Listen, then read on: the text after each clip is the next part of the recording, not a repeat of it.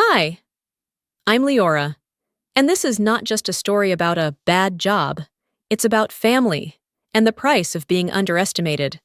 When I left the finance world to fix broken tech on a farm in Spokane, my sister laughed. At dinner, she raised her glass and toasted to real success, then turned to me with a smirk and said I was still figuring it out. Everyone laughed. I didn't. My parents never defended me. They said it was a phase. My brother told people I was off the grid. I found out my sister got married after the fact. And when I saw her post mocking my work publicly, that was the final straw. They said I was dirty, that I'd chosen a dead-end path. 5 years later, I invited them to dinner. And this time, I was the one holding the clicker. And the truth. But what did I show them? What made my sister's face go white in front of our entire family? And why did my father stop speaking halfway through my presentation? You'll see. But I'll say this. Success doesn't always come with applause. Sometimes it comes with silence. The clink of wine glasses echoed like distant bells, delicate and sharp.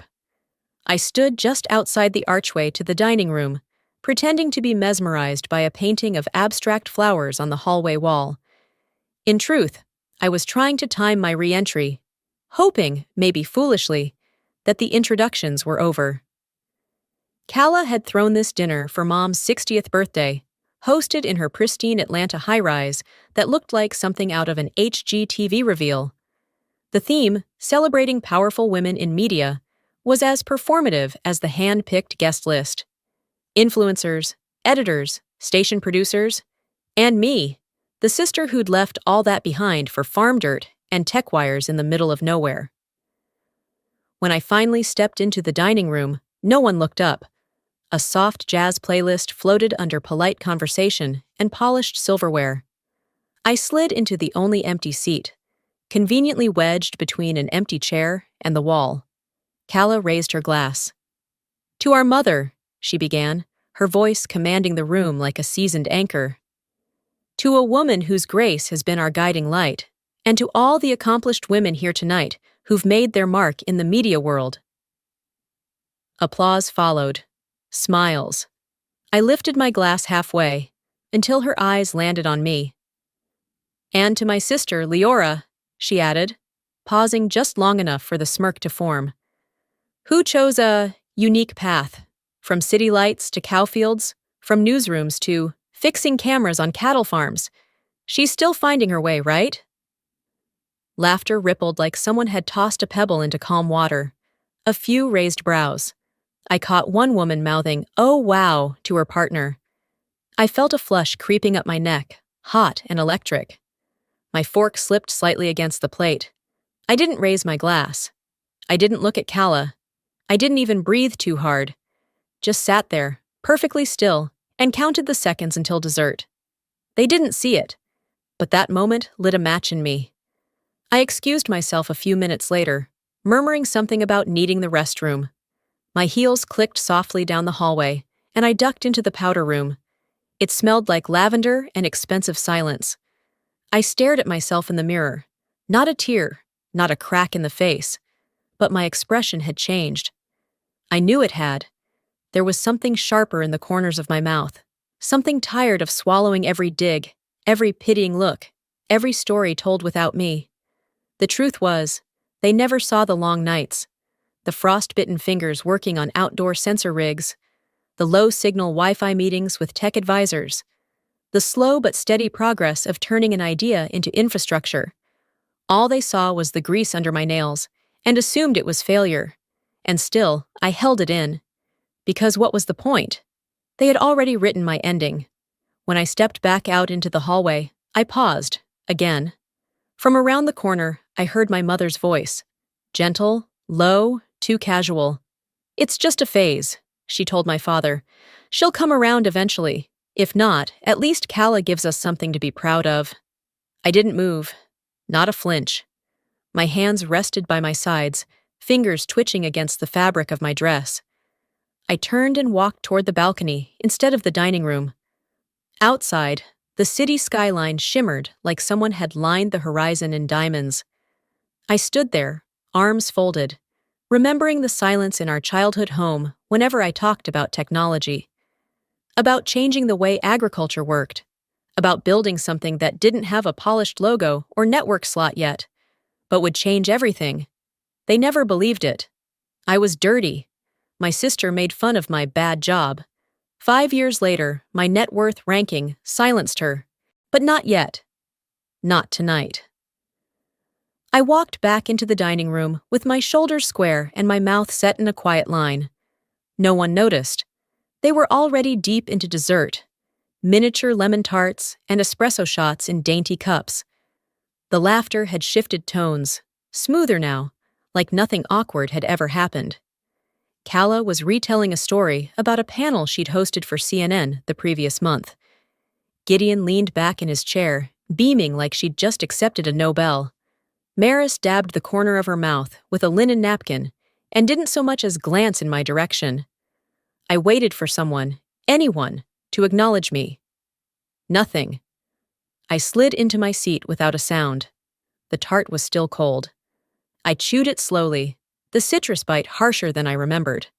Around me, silverware clinked.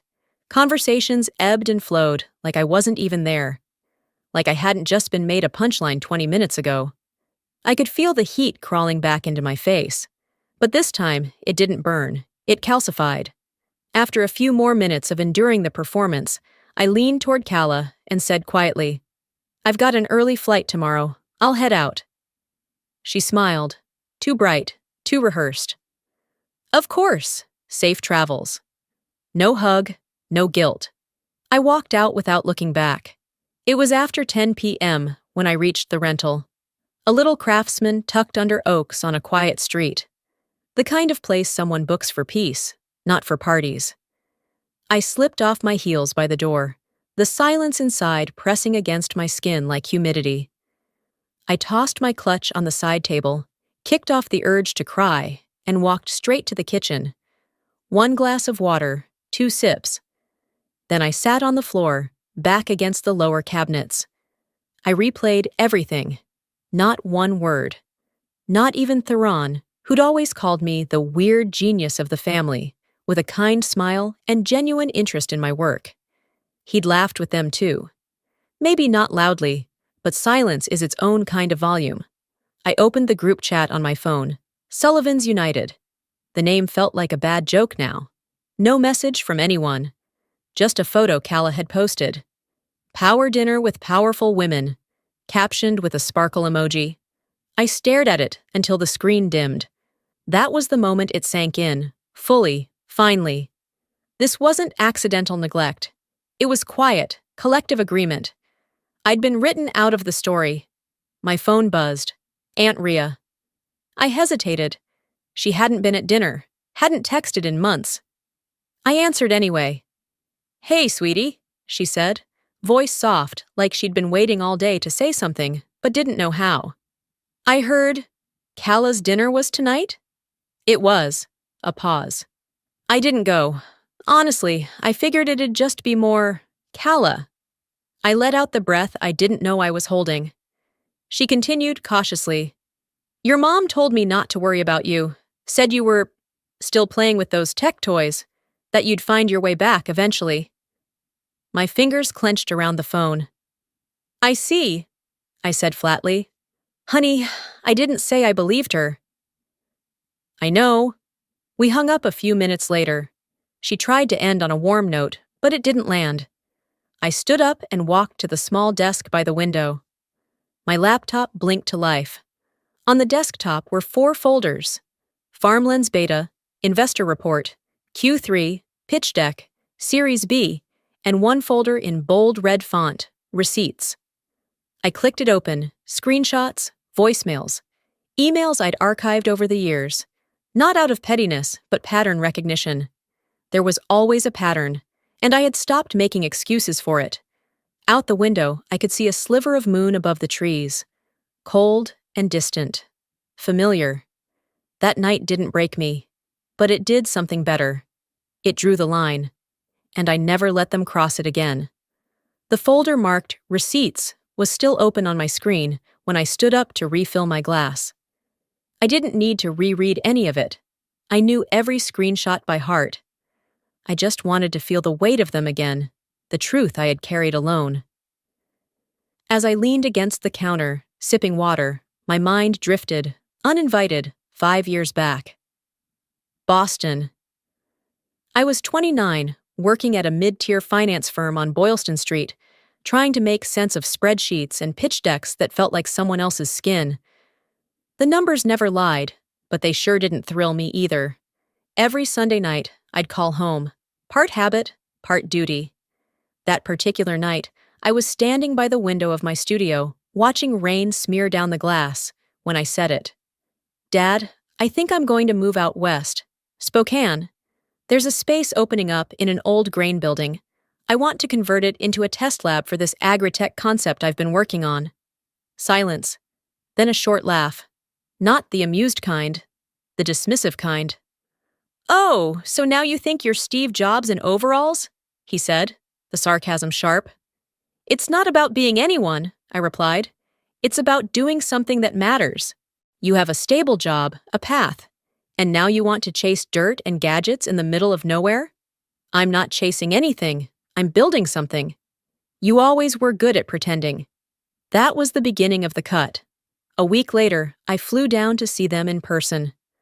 I thought maybe, just maybe, they'd see it differently, face to face. We sat at the dinner table. Mom had made her famous garlic roast. Gideon folded his napkin once, then again. "If you walk out that door," he said, "don't come crawling back for help. No checks, no rescue plan, no temporary loans." I didn't answer right away. I looked to Maris. Her hand found mine under the table, for a second. Then she pulled it away and busied herself with pouring more wine. That silence hurt more than his words. I left 2 days later, with 2 suitcases, a used MacBook, and a heart so heavy it felt like lead. Nobody came to the airport. Nobody called the next day. Spokane greeted me with gray skies and a warehouse that smelled like rust and hope. The walls were chipped, the wiring a disaster, but it was mine. I slept on a cot in the corner the first week, surrounded by extension cords and invoices I couldn't pay yet. There were nights I doubted everything, but never the choice to leave. 3 months in, after a long day rewiring motion sensors, I needed to print a permit form. I plugged in the used HP printer I'd hauled from Boston. To my surprise, it auto-synced to my old cloud inbox. That's when I saw it. An email from Gideon to Theron, dated 2 weeks after I moved. Subject: about Leora Body. "She's gone full delusional. Don't let her sweet talk you into investing. Let her learn it the hard way." I stared at the screen, hands frozen. I wasn't surprised, not really. But reading it, seeing it so plainly written, was a cut of another kind. I didn't cry. I didn't scream. I just opened the Sullivan's United group chat and left it. Then I blocked every number with our family name attached. That night, I slept better than I had in months. Now, back in Spokane, the morning sun angled through the window of my office. I blinked out of the memory as Noor stepped in, tablet in hand. "Investor docs ready. Want a last pass before I send it out?"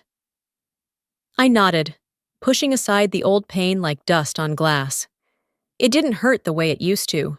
It just hardened the corners. "They thought cutting me off would break me," I said. Noor didn't respond, just waited. All it did was sharpen me. I couldn't sleep. The doc was done. Noor had sent it out to our top 3 investors, and my to-do list for the day was technically clear. But at 1:04 a.m., I was still sitting at my desk, scrolling aimlessly, sipping cold chamomile tea that tasted more like regret than comfort. My Slack pinged. "Noor!" "Me. Check general." I clicked over, not expecting anything urgent. And there it was, a screenshot. Just one. Kala's name, a chat bubble. Some people are still playing with farm toys and calling it AI. Adorable. Then beneath it, the word, deleted. I didn't respond. Just saved the image to my desktop with today's date in the file name. I didn't even change my expression. Noor must have sensed the silence. Nor, me. Want me to say something? I typed slowly. Me. Nor. Not yet. The message had already sunk deep. It wasn't the words. Those were almost too predictable. It was the timing. After everything, she still thought this was a game, a toy.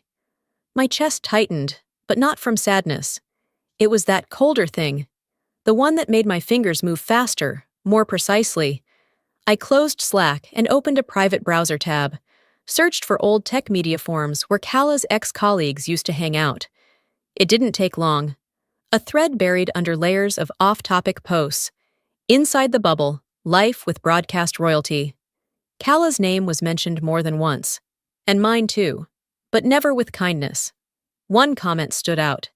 She had this secret chat group, Real Careers Only, used to forward her sister's startup pitches just to laugh at them. She called it Tech Barbie's Diaries. Wild times. I stared at the screen, letting it bleed into me. It wasn't just mockery, it was sport. I wasn't just ignored. I was entertainment. For the second time that night, I didn't cry. Instead, I opened a Google Doc titled Family Incident Log. I began with the earliest wound I could remember. May 14th, age 9. Kala accidentally deletes my science fair files. And then I kept going. Each entry was short, precise. Each date, a moment I could trace. Each one felt like loading a bullet into a magazine I didn't know I'd been building. I knew this wasn't about revenge, not exactly, but I also knew silence hadn't done me any favors. I whispered to the quiet room, "You really think I haven't been watching too?" My voice barely echoed. I minimized the log and opened a new browser tab. Gmail. 2. Family group email. Subject, Family Weekend. Travel arrangements provided, Edie. Hi all, I'd love to invite you to a family gathering. Location, Santa Barbara, California. Dates. Redacted. Transportation and accommodations will be fully arranged. There's something I'd like to show you. See you soon, Leora. No flourish. No guilt. Just a time, a place, and an open door they could walk through. If they dared. I hit send. Then sat back and stared out the window. The sky was a deep velvet, stars fading behind a stretch of high clouds. They used to think I was the one hiding behind screens. This time, I'd be the one controlling what they saw. It was a Sunday morning, spring light slipping through my kitchen blinds. I had just brewed a second cup of coffee and was flipping through updates on my phone, mostly out of habit. And then I saw her. Kala, in white. Veil trailing behind her like a cloud, bouquet clasped against a picture-perfect smile. Her new husband, whose name I couldn't even recall, was frozen mid-laugh beside her. The caption, "What a perfect day for our family." I blinked twice. Scrolled back. No prior post, no announcement, no engagement celebration I remembered, and certainly no invitation. I tapped into the family group chat. Nothing, no countdown, no mention of flights or dresses or toasts. Just that photo. My fingers gripped the edge of the countertop. For a second, I couldn't tell if it was shock or just static. I called my mother. She answered on the second ring, her voice too cheery. "Leora, I was just about to—" "Did Kala get married?" A pause. 1 second. 2. Then, "Oh, yes. Yesterday, actually. It was beautiful. I didn't know there was even a wedding planned." "Well," she started, her voice softening into that maternal apology she'd weaponized for years. "We didn't think you'd be comfortable. It was very media-centric. A lot of cameras. Kala said she didn't want you to feel out of place." "Out of place," I repeated. The words tasted metallic. "You know how these things go, honey. Sometimes it's better to just keep things simple." I hung up without saying goodbye. Later that night, I stood in front of my bathroom mirror, brushing my teeth. I stared at my reflection, toothbrush paused midair. There was no card, no call, no RSVP to decline. They didn't forget me. They erased me. Weeks passed. Then, on a Thursday afternoon, Theron texted, "In Spokane for work. Coffee?" I agreed. not out of warmth, but curiosity. He met me at a quiet spot downtown. No pleasantries. Just 2 paper cups and weather talk before he leaned in. I didn't agree with it, he said. With what? The wedding. Not inviting you. I said it wasn't right. I nodded, unsure whether to thank him or keep my guard up. Then he pulled out his phone, hesitated, and tapped something. She doesn't belong in my world, Kala's voice said through the speaker. She's not presentable. The words hit like a punch. I sat still, jaw tight. Theron turned off the audio. I saved it. I don't know why, but I thought you had a right to hear it. I swallowed once, then said, "Thank you for not deleting that." He didn't respond. We parted ways without hugging. That night, I updated the family incident log. March 22nd. Wedding. Excluded. Voice memo. Not presentable. Then I opened a new message window and typed a text to Kayla. Just so you know, I heard what you said. One day, you'll wish you had invited me. I hit send. No reply came. And honestly, I didn't expect one. Warnings aren't for the ones who listen. They're for the ones who think they're safe. The buzz of Noor's footsteps rushing down the hallway was always a signal. Something had happened. But this time, when she pushed the glass door open to my office without knocking, her face said more than urgency. It said war. "You need to see this," she said, tablet in hand. She tagged us. I took it, not asking who she was. I already knew. There it was. Kala Sullivan, verified. There's a fine line between tech innovation and tech cosplay. Some folks are out here pretending with their farm cameras. Hashtags. Yakju reality check. Respect the grind. Media realism. And beneath that, our platform tagged. Our investors tagged. A punch to the throat in public format. I scrolled through the comments, laugh reacts, applause emojis, a few corporate peers chiming in with thinly veiled shade of their own. It was going semi-viral in our space. Fast. Noor stood in front of my desk, arms crossed. We can't let this slide. But I didn't flinch. I leaned back in my chair, thumb still resting against the screen, rereading the post one last time before locking the tablet. We're not going to respond publicly, I said. We're not sparring. We're setting a trap. She looked confused. I opened my laptop and forwarded the post. No caption, no commentary, to a senior contact I knew in Kala's corporate HR department. Her firm had strict public image guidelines, especially for directors who held public trust accounts. Let them handle it, I said. Noor raised a brow. That's cold. I didn't argue. I didn't smile either. The next week passed quietly. I didn't bring up the post again. Didn't check if she took it down. Didn't need to. Until Wednesday morning. An industry friend from LA called me out of the blue. Hey, did you hear? Your sister got pulled into a PR freeze meeting. Internal audit, reputational exposure clause or something. She looked rattled. I thanked her for the heads up, closed the call, and went back to work like nothing had happened. But inside, a switch flipped. They always thought I'd never hit back, that I'd stay quiet, passive, defeated. But the difference now was, I wasn't fighting for acceptance. I was preparing for reckoning. Later that evening, I stepped into the private conference room in the back of my office. Noor was already inside, multiple screens casting light across the table like a command center.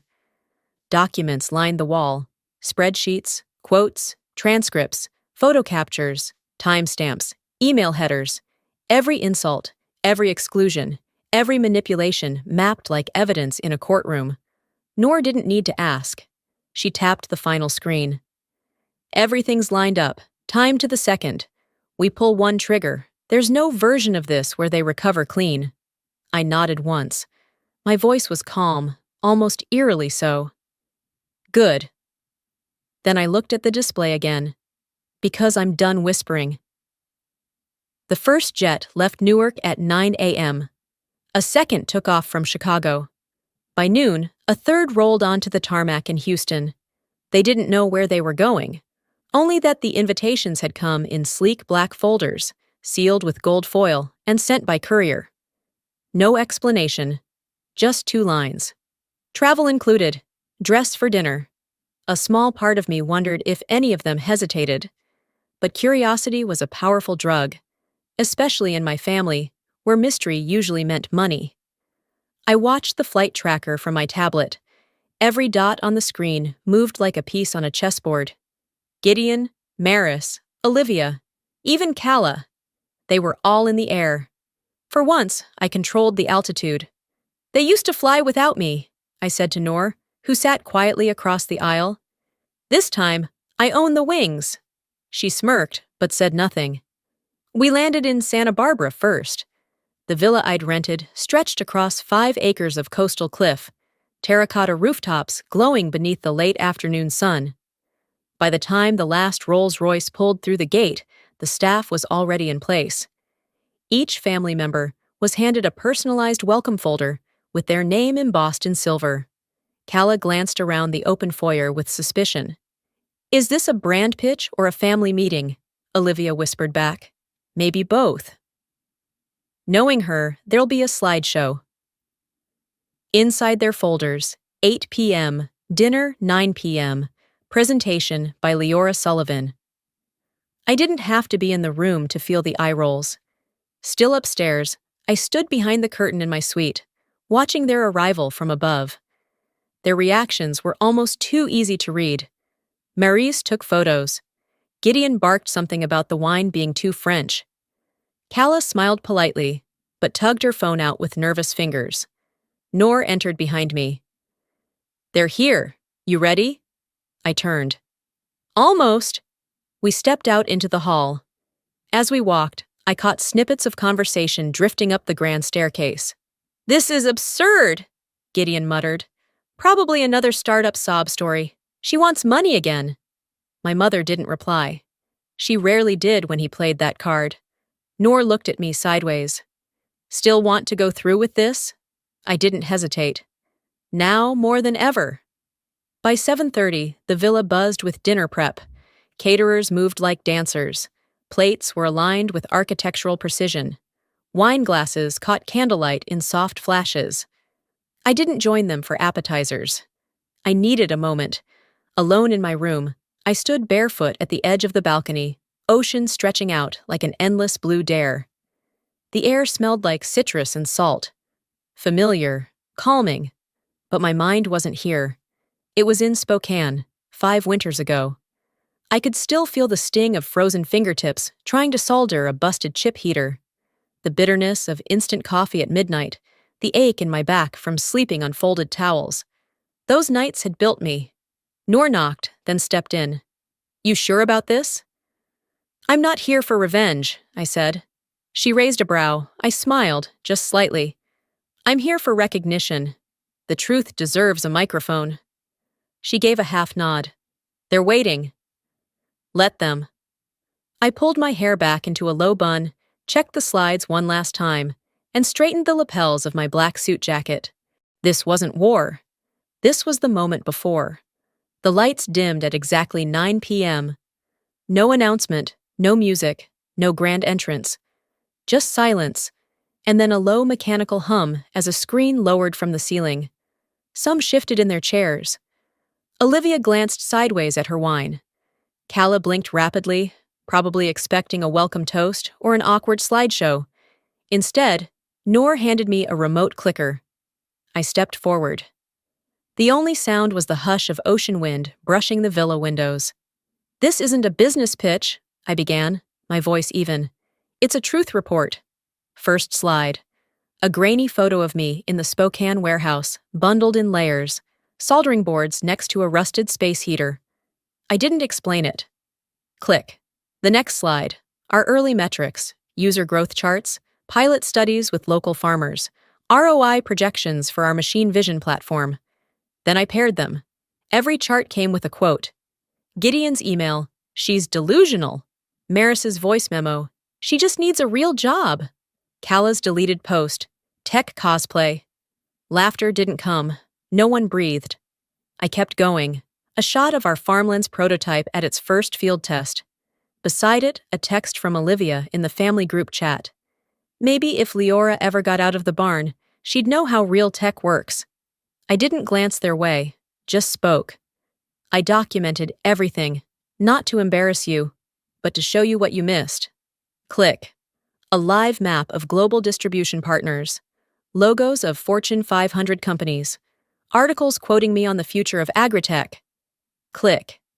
A headline: Leora Sullivan's vision raises $30 million Series B from West Coast Syndicate. Then I paused. Some of you laughed. Some of you rolled your eyes. Some of you cut me out of weddings and family photos. Click. Final slide. Kala's viral LinkedIn post, side by side with a leaked internal memo from her employer. Reputational risk. Probation. Content flagged for corporate review. Gasps. Noor didn't flinch. I didn't either. I looked straight at Kala. Some of you mocked what I built. Now you work for companies trying to hire me. I closed the laptop. Silence. Not the awkward kind, but the kind that follows an explosion. Gideon sat back, arms folded but quiet. Maris stared at the flickering candle. Olivia was frozen. Kala?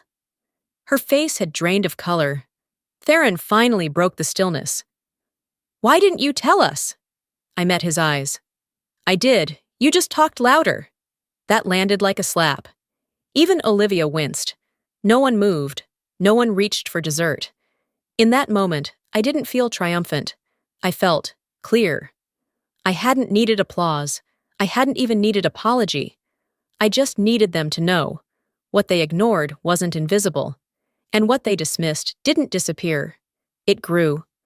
The morning light spilled into the dining hall, warm and golden, as if nothing had happened the night before.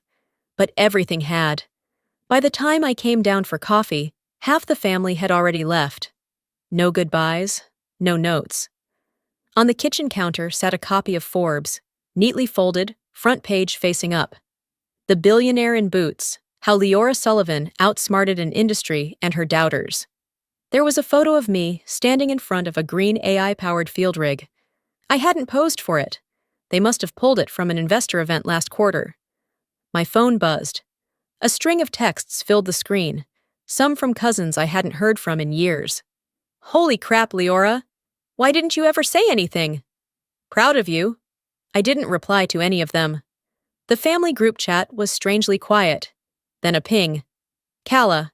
PR asks that no one comment on Leora's story publicly. Thank you, and that was it.